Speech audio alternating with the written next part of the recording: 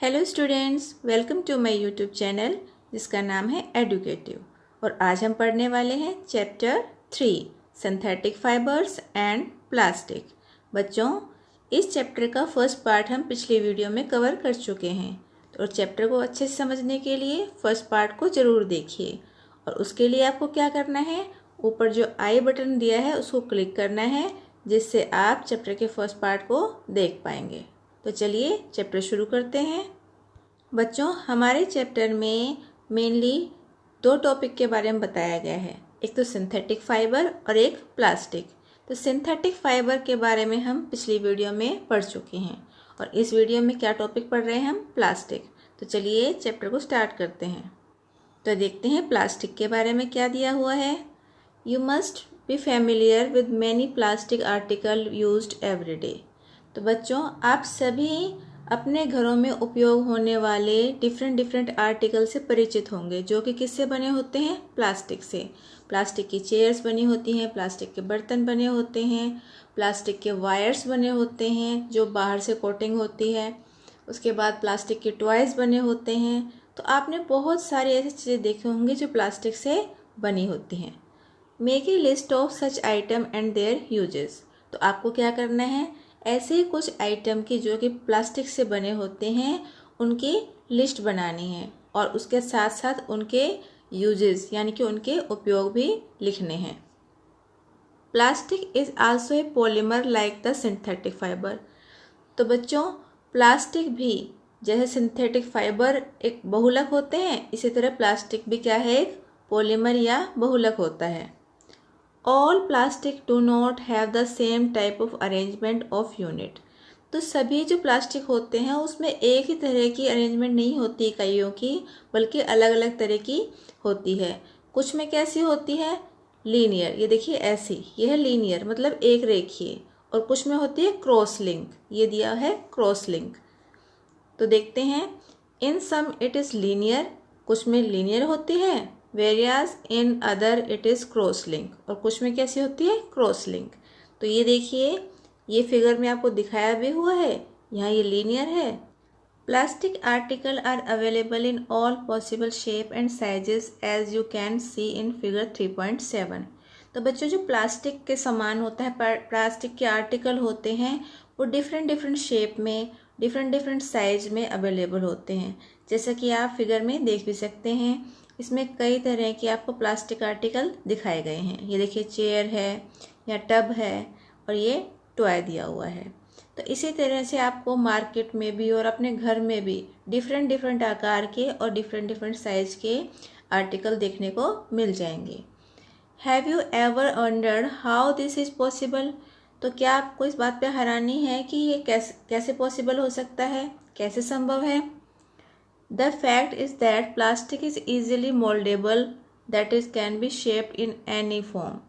तो बच्चों, ऐसा इसलिए संभव हो पाता है कि प्लास्टिक को आसानी से मोल्ड किया जा सकता है, और उसको फिर किसी भी शेप में कन्वर्ट कर सकते हैं।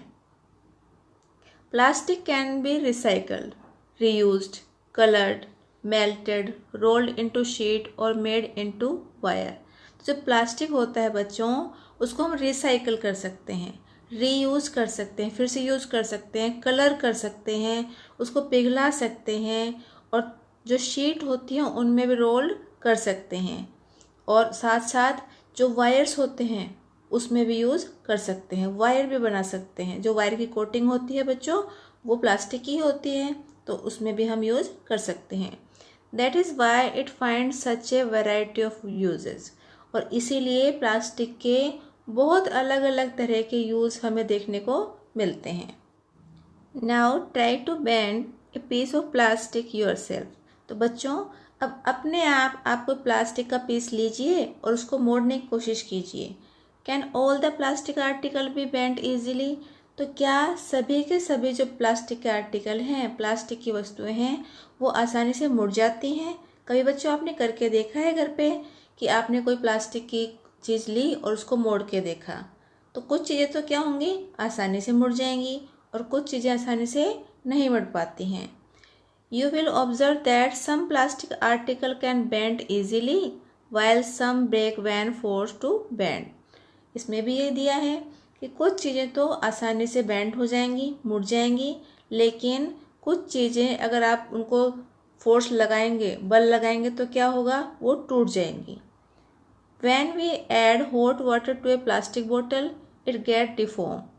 बच्चों, जब हम किसी प्लास्टिक की बोतल में गर्म पानी डालते हैं तो क्या होती है, वो उसकी शेप चेंज हो जाती है। देखा है कई बार आपने डाल के, कभी आप स्कूल ले जा रहे हो बोतल, या घर में कोई बोतल हो आपकी और उसमें आपने गर्म पानी डाल दिया हो तो क्या होती है, उसकी शेप अचानक से चेंज हो जाती है। Such plastic which gets deform easily on heating and can be bent easily are known as thermoplastic। तो बच्चों, ऐसे प्लास्टिक जो हीटिंग करने पर, गर्म करने पर वो क्या होते हैं, डिफॉर्म हो जाते हैं, उनकी शेप चेंज हो जाती है और जो आसानी से बेंड भी हो जाते हैं, तो वो प्लास्टिक क्या कहलाते हैं, थर्मोप्लास्टिक। क्या कहलाते हैं बच्चों, थर्मोप्लास्टिक कहलाते हैं। Polythene and PVC are some of examples of thermoplastic. जो हम पॉलीथीन यूज़ करते हैं और पीवीसी जो होती है वो किस चीज़ के एग्जाम्पल हैं, किस चीज़ के उदाहरण हैं बच्चों, थर्मोप्लास्टिक के, क्योंकि ये आसानी से बेंड भी हो जाते हैं और गर्म करने पर डिफॉर्म भी हो जाते हैं। These are used for manufacturing toys, combs and various type of containers। और जो थर्मोप्लास्टिक है इनको हम कहाँ कहाँ यूज़ करते हैं, खिलौने बनाने में, कोम यानी कि कंघे बनाने में, और अलग अलग तरह के डिफरेंट टाइप के कंटेनर्स, डिब्बे बनाने में इनका यूज़ करते हैं। आप देखते होंगे कि घर में जो आपकी मम्मी है किचन में बहुत सारे अलग अलग तरह के कंटेनर यूज़ करती हैं, जो कि किससे बने होते हैं, प्लास्टिक के बने होते हैं। और वो कौन सा प्लास्टिक होता है, थर्मोप्लास्टिक, क्योंकि आप उसमें कोई गर्म चीज़ नहीं डालते, अगर डालेंगे तो क्या होगा, वो शेप चेंज कर लेगा। On the other hand, there are some plastics which when molded once cannot be softened by eating। और जो हमने अभी पढ़े थर्मोप्लास्टिक, उसके अलावा एक और तरह के भी प्लास्टिक होते हैं जिनको आसानी से दोबारा से सॉफ्ट नहीं कर सकते गर्म करने पर। अगर एक बार उनको किसी सांचे में डाल दिया, मोल्ड कर दिया, तो दोबारा से उनको सॉफ्ट करना हीटिंग के बाद भी आसानी से पॉसिबल नहीं होता। These are called thermosetting plastic। और ये क्या कहलाते हैं बच्चों, thermosetting plastic। Two examples are bakelite and melamine। इसके दो उदाहरण हैं बच्चों, बेकेलाइट और melamine. Bakelite is a poor conductor of heat and electricity. जो बेकेलाइट है वो किसका, हीट का और इलेक्ट्रिसिटी का, यानी कि ऊष्मा का और इलेक्ट्रिसिटी का, दोनों का ही बहुत ही पुअर कंडक्टर होता है, कुछ अलग होता है। It is use for making electrical switch, handles of various utensil etcetera. और जो इसको कहाँ कहाँ यूज़ करते हैं हम, जो स्विच होते हैं, इलेक्ट्रिकल स्विच बनते हैं, ये देखिए ऐसे स्विच जो होते हैं इनको बनाने में, और बहुत से बर्तनों के हैंडल बनाने में भी हम इसका यूज़ करते हैं। किसका यूज़ करते हैं बच्चों, बेकेलाइट का। Melamine is a versatile material. It resists fire and can tolerate heat better than other plastic। जो मेलामाइन है वो फायर रेजिस्टेंस होता है और साथ साथ हीट को भी अच्छे से रोक सकता है। जैसे कि और प्लास्टिक नहीं कर पाते, उन पे हीट का असर होते क्या होते हैं, वो डिफॉर्म हो जाते हैं, लेकिन जो मेलामाइन है उस पर ऐसा नहीं होता। It is use for making floor tiles, kitchenware and fabric which resist fire. और बच्चों इसके साथ साथ जो मेलामाइन है और कहाँ कहाँ यूज़ होता है, फ्लोर टाइल बनाने में, किचन वेयर बनाने में और फैब्रिक में भी यूज होता है। Figure 3.8 shows the various uses of thermoplastic and thermosetting plastic. तो बच्चों ये है फिगर 3.8 और इसमें सबसे पहले ऊपर दिखाया हुआ है कुछ आर्टिकल जो कि किससे बने हैं, थर्मोसेटिंग प्लास्टिक के, और यहाँ नीचे दिखाए हुए हैं कुछ आर्टिकल जो कि किससे बने हुए हैं, थर्मोप्लास्टिक के। तो ये बच्चों डिफरेंट आर्टिकल हैं जो कि थर्मोसेटिंग प्लास्टिक और थर्मोप्लास्टिक से बने हुए हैं। अब देखिए थर्मोसेटिंग प्लास्टिक और थर्मोप्लास्टिक पढ़ने के बाद है plastic as material of choice.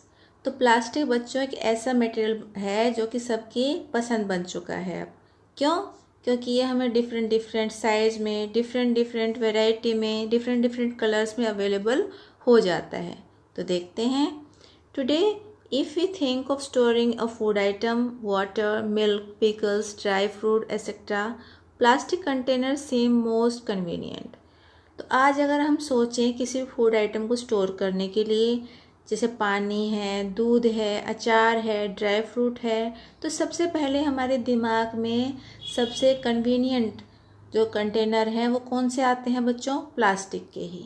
This is because of their light weight, low price, good strength and easy handling. और ऐसा क्यों होता है बच्चों? क्योंकि जो प्लास्टिक के कंटेनर हैं उनका वेट कम होता है, वो लाइट वेट होते हैं, उनके प्राइस भी कम होता है, रेट भी कम होता है, गुड स्ट्रेंथ मजबूत होते हैं और उनको हैंडल करना भी इजी होता है। Being lighter as compare to metals, plastic are used in cars, aircraft and spacecraft too. और क्योंकि जो प्लास्टिक है मेटल से हल्के होते हैं, इसलिए इनका यूज़ कार्स में, एयरक्राफ्ट में और स्पेसक्राफ्ट में भी होता है। The list is endless. If you start counting articles like slippers, furnitures and decoration pieces, etc. तो अगर हम प्लास्टिक से बने हुए आर्टिकल को गिनना शुरू करें तो ये अनगिनत आइटम बनाने में यूज़ होता है। जैसे कि हम डेली यूज़ से देखें तो स्लीपर से लेकर फर्नीचर तक, आपका डेकोरेशन का सामान, बहुत सी चीज़ें हैं जो कि प्लास्टिक से बनती हैं। Now let us discuss the characteristic properties of plastic. तो चलिए कुछ हम इसकी विशेषताओं के बारे में डिस्कस कर लेते हैं। तो फर्स्ट प्रॉपर्टी हमें कौन सी बताई गई है, कौन सी विशेषता के बारे में बताया गया है? Plastic is a non reactive. जो प्लास्टिक है जल्दी से रिएक्ट नहीं करता, अभिक्रियाशील नहीं है वो। You know that metals like iron get rusted when left exposed to moisture and air. तो आप सभी जानते हैं बच्चों, जो आयरन होता है, लोहा होता है, अगर उसको कुछ टाइम के लिए एयर में और मॉइस्चर में छोड़ दिया जाए तो क्या होगा? उस पर जंग लग जाता है। But plastic do not react with water and air. लेकिन जो प्लास्टिक होता है वो पानी और हवा के साथ रिएक्ट नहीं करता। But plastic do not react with air and water. लेकिन जो प्लास्टिक होता है वो ना ही तो पानी के साथ रिएक्ट करता है और ना ही हवा के साथ, इसलिए वो जल्दी, अगर हम उसको बाहर रख भी देंगे तो जल्दी से ख़राब नहीं होगा। They are not corroded easily. और वो उसमें जल्दी से जंग भी नहीं लगता, ख़राब भी नहीं होता वो। That is why they are use to store various kind of materials including many chemical. और इसीलिए इसको, प्लास्टिक को, हम बहुत सारी चीज़ों को स्टोर करने में यूज़ करते हैं। और यहाँ तक कि जो केमिकल्स होते हैं उनको भी प्लास्टिक के जार में, प्लास्टिक के कंटेनर में यूज़ करते हैं, क्योंकि वो किसी भी केमिकल से भी रिएक्ट नहीं करता है। अब नेक्स्ट देखिए, अगली विशेषता क्या होती है प्लास्टिक में? Plastic is light, strong and durable. जो प्लास्टिक होता है वो हल्का होता है, मजबूत होता है और टिकाऊ होता है।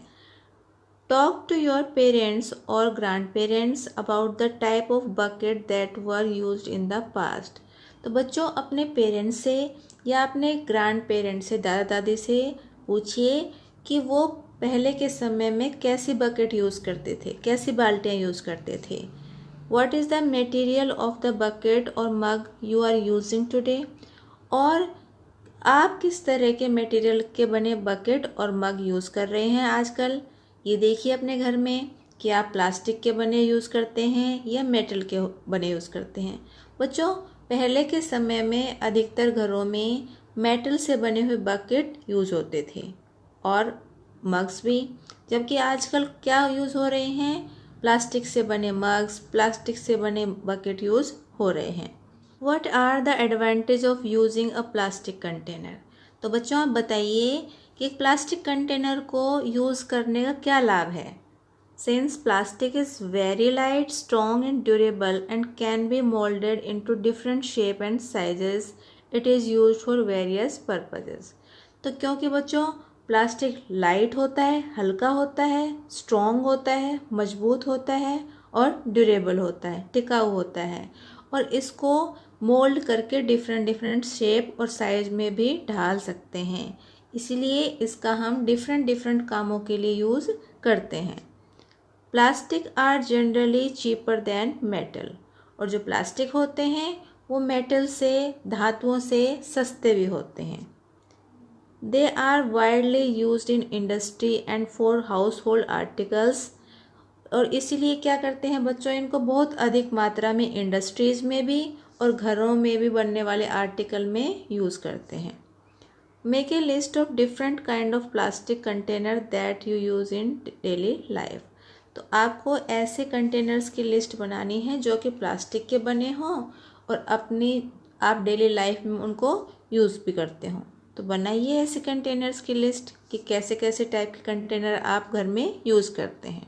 अब प्लास्टिक की नेक्स्ट क्वालिटी क्या है? Plastic are poor conductor. जो प्लास्टिक होते हैं वो कुचालक होते हैं, ऊष्मा के भी और इलेक्ट्रिसिटी के भी। You have learned about the plastic are poor conductor of heat and electricity. तो बच्चों आपने पढ़ा भी है कि जो प्लास्टिक हैं वो ही ऊष्मा और इलेक्ट्रिसिटी के क्या होते हैं? पुअर कंडक्टर होते हैं, कुचालक होते हैं। That is why electrical wires have plastic covering and handle of screwdriver are made of plastic.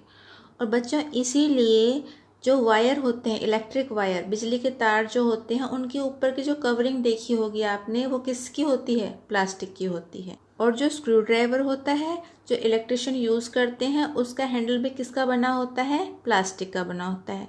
बच्चों क्यों बने होते हैं प्लास्टिक के?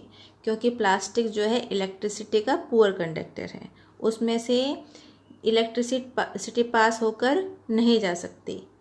As mention about handles of fry pan are also made of plastic. और जैसे कि पहले भी ऊपर बता चुके हैं कि जो फ्राइंग पैन होता है या और कोई हमारे पैन होते हैं, कुकर होता है, उनका हैंडल भी किससे बना होता है बच्चों? प्लास्टिक का, क्योंकि उसमें से होकर हीट हमारी बॉडी तक नहीं पहुंच पाती। अब देखिए आगे क्या दिया है बच्चों, क्या आप जानते हैं plastics find extensive use in health care industry. Some examples of their use are the packaging of tablets, thread used for stitching wounds, syringes, doctor gloves and a number of medical instrument. तो बच्चों क्या आप जानते हैं कि जो plastic है उसका हेल्थ केयर इंडस्ट्री में भी बहुत ज़्यादा यूज होता है। जैसे कि देखिए जो टेबलेट पैक की जाती हैं वो भी जो कवरिंग होती है वो किसकी बनी होती है? प्लास्टिक की। और जो वाउंड को, जख्मों को स्टिच करने के लिए थ्रेड यूज होता है वो भी किसका बना होता है? प्लास्टिक का। और जो सिरिंज बनी होती हैं वो भी प्लास्टिक से बनती हैं। डॉक्टर के ग्लव्स और बहुत सारे जो इंस्ट्रूमेंट हैं, मेडिकल इंस्ट्रूमेंट हैं, वो भी प्लास्टिक के ही बने होते हैं। Special plastic cookware is use in microwave oven for cooking food. और यहाँ तक कि जो माइक्रोवेव होते हैं हमारे, उनमें भी उनके लिए स्पेशली कुछ बर्तन बने होते हैं जिनका भी कि हम कुकिंग में यूज़ करते हैं। In microwaves oven the heat cooks the food but does not effect the plastic vessel. तो जो बच्चों माइक्रोवेव ओवन होता है उसमें उसकी जो हीट है वो खाने को तो पका देती है लेकिन प्लास्टिक को कोई भी नुकसान नहीं पहुंचाती। वो इस तरह से ही प्लास्टिक से बनाया जाता है। Teflon is a special plastic on which oil and water do not stick. और इसी तरह का एक प्लास्टिक है टेफ्लॉन, जिसपे कि पानी और ऑयल, तेल चिपकता नहीं है। It is use for non stick coating on cookware. और इसीलिए इसको हम जो नॉन स्टिक कोटिंग होती है बर्तनों पर उसमें यूज़ करते हैं टेफ्लॉन को। Fire proof plastic although synthetic fibre catch fire easily, it is increasing to know that the uniform of firemen have coating of melamine plastic to make them flame resistance। तो बच्चों जो electrician होते हैं उनकी जो uniform होती है उसके ऊपर भी किस चीज़ की कोटिंग होती है? मेलामाइन प्लास्टिक की, ताकि वो आग को जल्दी से ना पकड़ पाएँ। क्योंकि जो सिंथेटिक फायर होते हैं वो क्या होते हैं? आसानी से आग को कैच कर लेते हैं, इसीलिए फायर प्रूफ प्लास्टिक का यूज़ उसके ऊपर हम करते हैं। तो बच्चों हमने ये तो देख लिया कि प्लास्टिक हमारे लिए बहुत यूज़फुल है, लेकिन जो प्लास्टिक है वो हमारे इन्वायरमेंट पे, पर्यावरण पे किस तरह इफ़ेक्ट डालता है, चलिए देखते हैं। Plastic and the environment. When we go to the market, we get usually things wrapped in plastic or packed in polythene bags. तो बच्चों, जब हम मार्केट जाते हैं, बाज़ार जाते हैं, तो जो भी चीज़ें लाते हैं वो किस में पैक होती हैं, किस में लिपटी होती हैं बच्चों? प्लास्टिक में होती हैं, या फिर हम उसको पॉलीथीन बैग में लेकर आते हैं। That is why one reason why plastic waste keep getting accumulated in our home. और इसी कारण से ही जो प्लास्टिक की पॉलीथीन बैग के रूप में हमारे घर में प्लास्टिक पहुंचता है और एक कचरे के रूप में हमारे घर में इकट्ठा होता रहता है। Ultimately plastic find its way in garbage. Disposal of plastic is a major problem. Why? और इस तरह से बहुत सारा प्लास्टिक हम कूड़े के रूप में पहुंचा देते हैं, और जो डिस्पोजल है प्लास्टिक का, वो भी हमारे लिए बहुत बड़ी प्रॉब्लम बन चुका है, क्योंकि इसको डिस्पोज करना आसान नहीं है। अब देखते हैं क्यों आसान नहीं है। Since plastic takes several years to decompose, it is not environment friendly. तो बच्चों, जो प्लास्टिक होता है उसको डिकम्पोज होने में काफ़ी साल लग जाते हैं, इसलिए ये एनवायरनमेंट फ्रेंडली नहीं है, एनवायरनमेंट के लिए क्या है, सही नहीं है। It cause environmental pollution. और इस तरह से ये क्या फैलाता है बच्चों? एनवायरमेंटल पोल्यूशन, हमारे जो पर्यावरण में पोल्यूशन फैलाता है। Beside the burning process in the synthetic material, it is quite slow and it does not get completely burn easily. और जब इसको जलाते हैं तो ये ईजीली बर्न भी नहीं होता है और कंप्लीट तरह से बर्न भी नहीं होता है। In the process, it releases lot of poisonous fumes into the atmosphere, causing air pollution. और जब ये बर्न होता है, जलता है जब प्लास्टिक, तो बहुत सारी जहरीली गैसेस इसमें से धुआं निकलता है, जो कि एनवायरनमेंट को, हमारे एटमॉस्फेयर को पोल्यूट कर देती है, प्रदूषित करती है। How can this problem be solve? तो इस प्रॉब्लम को हम कैसे सॉल्व कर सकते हैं? Avoid the use of plastic as far as possible. तो जितना हो सके बच्चों, हमें प्लास्टिक का यूज़ कम करना चाहिए। Make use of bag made of cotton और jute when you go for shopping. तो जब भी आप बाज़ार जाएं, शॉपिंग के लिए जाएं मार्केट, तो अपने साथ कॉटन के या जूट से बने हुए बैग शॉपिंग के लिए लेके जाएं। The biodegradable and non biodegradable wastage should be collected separately and dispose of separately. तो बच्चों, जो वेस्ट हमारा, जो कूड़ा जैव निम्नीकरणीय होता है और जो जैव अनिम्नीकरणीय होता है, उनको अलग अलग हमें डिस्पोज करना चाहिए, अलग अलग उनको जलाना चाहिए, अलग अलग उनको रखना चाहिए। Practice this in your home. तो अपने घर में ही आप ऐसा करने की आदत डालिए, प्रैक्टिस कीजिए कि आप दोनों तरह के कूड़े को अलग अलग रख पाएँ। Can you suggest some other ways in which you can contribute toward reducing the use of plastic material? और भी आप ऐसी सजेशन दे सकते हैं जिससे कि जो प्लास्टिक मटेरियल का जो यूज है उसको कम कर सकें। तो बच्चों, इससे पहले हमें ये भी पता होना चाहिए कि बायोडिग्रेडेबल कौन सा मटेरियल होता है और नॉन बायोडिग्रेडेबल कौन सा होता है। तो चलिए जानते हैं। A material which get decomposed through natural process such as action by bacteria is called biodegradable. तो जो बच्चों, ऐसा पदार्थ जो कि आसानी से नेचुरल प्रोसेस से ही डिकम्पोज हो जाता है, जो सूक्ष्म जीव होते हैं उनकी क्रियाओं के द्वारा, उसे कहते हैं बायोडिग्रेडेबल या जैव निम्नीकरणीय। A material which is not easily decomposed by natural process is termed as non-biodegradable. और जो नेचुरल प्रोसेस के द्वारा मटेरियल आसानी से डिकम्पोज नहीं होते, उन्हें कहते हैं जैव अनिम्नीकरणीय पदार्थ। तो देखिए यहाँ पे टेबल दी हुई है, टेबल 3.3। इसमें कुछ वेस्ट दिए हुए हैं यहाँ पर, और उनको कितना कितना टाइम लगता है डिजनरेट होने में वो दिया है, और उसके बाद दिया है कि उनका नेचर कैसा है, बायोडिग्रेडेबल है या नॉन बायोडिग्रेडेबल है। तो यहाँ देखिए बच्चों, जो फ्रूट्स और वेजिटेबल्स के पील्स होते हैं उनको लगते हैं 1 से 2 वीक, और ये कैसा मटेरियल है, बायोडिग्रेडेबल। उसके बाद paper, clothes, would, woollen clothes in सब को भी कितना टाइम लगता है यहाँ पर दिया हुआ है, और साथ में ये भी सब कैसे हैं, बायोडिग्रेडेबल हैं। लेकिन जो टिन, एल्युमिनियम और जो मेटल के कैंस हैं या प्लास्टिक बैग्स हैं, इनको देखिए आप, इनको कितना ज़्यादा टाइम लगता है, 100 to 500 ईयर्स, और इनको तो आप सोच भी नहीं सकते, काउंटलेस हैं, ये तो कितने भी साल लग सकते हैं इनको डिजनरेट होने में। और ये दोनों के दोनों ही क्या हैं, नॉन बायोडिग्रेडेबल हैं। तो अब आप सोचिए कि हमें किस तरह के यूज़ करने चाहिए मटेरियल और किस तरह के यूज़ कम करने चाहिए। It is better to recycle the plastic waste. तो ये हम सभी के लिए अच्छा है, जो प्लास्टिक वेस्ट होते हैं, प्लास्टिक का जो कचरा होता है, उसको रिसाइकल किया जाए, पुनः चक्रण किया जाए उसका। Most of the thermoplastic can be recycle. तो अधिकतर जो थर्मोप्लास्टिक हैं उनको रिसाइकल कर सकते हैं, किया जा सकता है। Make a list of item that can be recycle. तो आपको कुछ ऐसे आइटम की लिस्ट बनानी है जिनको पुनर्चक्रित किया जा सकता है। However, during recycling certain coloring agent are added। और जब ये रिसाइकलिंग की जाती है तो इसमें कुछ कलर एजेंट मिला दिए जाते हैं, रंग मिला दिए जाते हैं। This limit it's usage specially for storage of food. लेकिन उसके बाद क्या होता है, इनका यूज फूड स्टोरेज के लिए कम किया जाता है। As a responsible citizen remember the 4R principle. और एक जिम्मेदार नागरिक के रूप में आप सबको और हम सबको भी जो 4R का सिद्धांत है उसे याद रखना चाहिए। 4R का सिद्धांत क्या है बच्चों? Reduce, reuse, recycle and recover. Reduce का मतलब क्या है? उपयोग कम करना। रीयूज का मतलब पुनः उपयोग करना।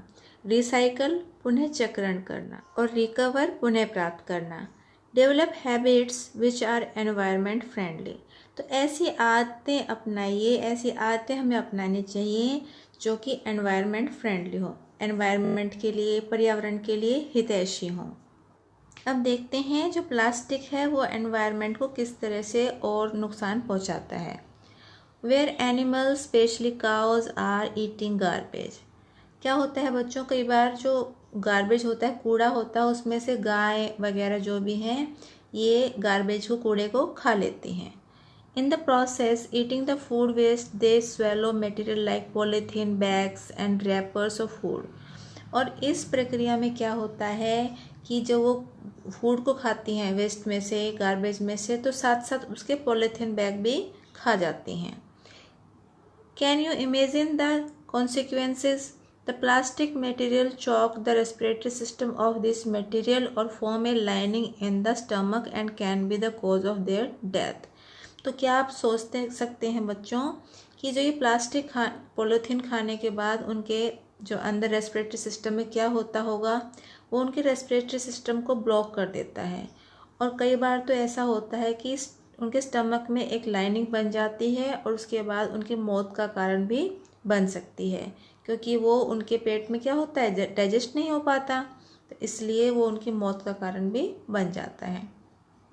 The polybags carelessly thrown here and there are responsible for closing the drains too। और जो हम लोग इधर उधर पॉलीथीन बैग डाल देते हैं लापरवाही के कारण, उनके कारण कई बार क्या होती हैं, जो हमारी ड्रेन्स होती हैं वो भी क्या होती हैं, ब्लॉक हो जाती हैं। Sometimes we are very careless and throw the wrappers of chips, biscuit and other eatables on the road or in the park or picnic places। और कई बार अगर हम बाहर घूम रहे हैं, किसी पार्क में गए हैं, किसी पिकनिक स्पॉट पे गए हैं, तो क्या करते हैं, जो भी कुछ खाया, बिस्किट खाई, चिप्स खाई या और भी कुछ खाने का सामान खाया, तो खाकर उसके रैपर्स को इधर उधर फेंक देते हैं। Should we not think twice before doing so. तो हमें ऐसा करने से पहले 2 बार सोच लेना चाहिए कि जो हम ये काम कर रहे हैं उसके लिए उसके बाद क्या होने वाला है। As a responsible citizen, what measure do you suggest to keep public place clean and free of plastic? तो एक जिम्मेदार नागरिक होने के नाते आप ऐसे सजेशन क्या देंगे जिससे कि लोग पब्लिक प्लेस को और क्लीन कर पाएँ और साथ में प्लास्टिक से फ्री भी रख पाएँ और साथ साथ आप भी ऐसा कर पाएँ। तो क्या करना चाहिए बच्चों जब हम कुछ ईटेबल्स खाते हैं, बिस्किट खा रहे हैं, चिप्स खा रहे हैं, तो उनके रैपर्स को अलग से डस्टबिन में डालना चाहिए। तो बच्चों देखते हैं कि कुछ ऐसे काम हैं जिनको एक जिम्मेदार नागरिक होने के नाते हम सबको करने चाहिए। सबसे पहले देखिए क्या है, do not throw plastic bags in the water bodies और ऑन द रोड। तो हमें जो प्लास्टिक के बैग्स हैं, पॉलीथीन हैं, उनको जो भी पानी जो बह रहा है उसमें या साथ में रोड पर भी कहीं भी आपको नहीं डालना चाहिए। उससे क्या होता है बच्चों, रोड पर डालेंगे तो वहाँ पर कोई जो एनिमल है उसको खा लेता है, या वाटर बॉडीज़ में जाएंगे तो लॉगिंग हो सकती है, तो इसलिए हमें ये नहीं डालना चाहिए। सेकंड देखिए, take a cotton carry bag और jute bag while going for shopping. और जब भी हम शॉपिंग पर जाएं तो अपने साथ एक सूती बैग या जूट का बैग लेके जाएं शॉपिंग के लिए, जिससे क्या होगा, जो पॉलीथीन बैग हैं वो हमारे घर में ही नहीं आएंगे, जो कि हमें कचरे में नहीं डालने पड़ेंगे। अब थर्ड देखिए, try to minimise the use of plastic materials, that is use a steel lunch box instead of plastic one. और कोशिश कीजिए कि जो प्लास्टिक मटेरियल है उनके यूज़ को कम से कम कर सकें। जैसे कि जब आप स्कूल जाएं तो प्लास्टिक के लंच बॉक्स की जगह स्टील का लंच बॉक्स ले जाएं, और जो भी आप प्लास्टिक की चीज़ें यूज़ करते हैं धीरे धीरे उनके जगह और मेटल की यूज़ करें, जिससे कि प्लास्टिक का यूज़ कम होगा। तो बच्चों ये था हमारा चैप्टर 3 का सेकंड पार्ट, लेकिन चैप्टर को अच्छे से समझने के लिए चैप्टर का फर्स्ट पार्ट ज़रूर देखिए, जिससे आपको चैप्टर को समझने में आसानी हो। तो आज की वीडियो में बस इतना ही, लेकिन अगर आपको वीडियो पसंद आई है तो वीडियो को लाइक और शेयर करना बिल्कुल ना भूलें, और अगर आप चैनल पर नए हैं तो चैनल को सब्सक्राइब कीजिए और बेल आइकन को प्रेस ज़रूर कीजिए, जिससे कि मेरे आने वाले सभी वीडियोस आप तक पहुंच सकें और आप उनको देख सकें। और लास्ट में बस यही कहूँगी, घर पर रहिए मगर पढ़ते ज़रूर रहिए। Thank you for watching my video.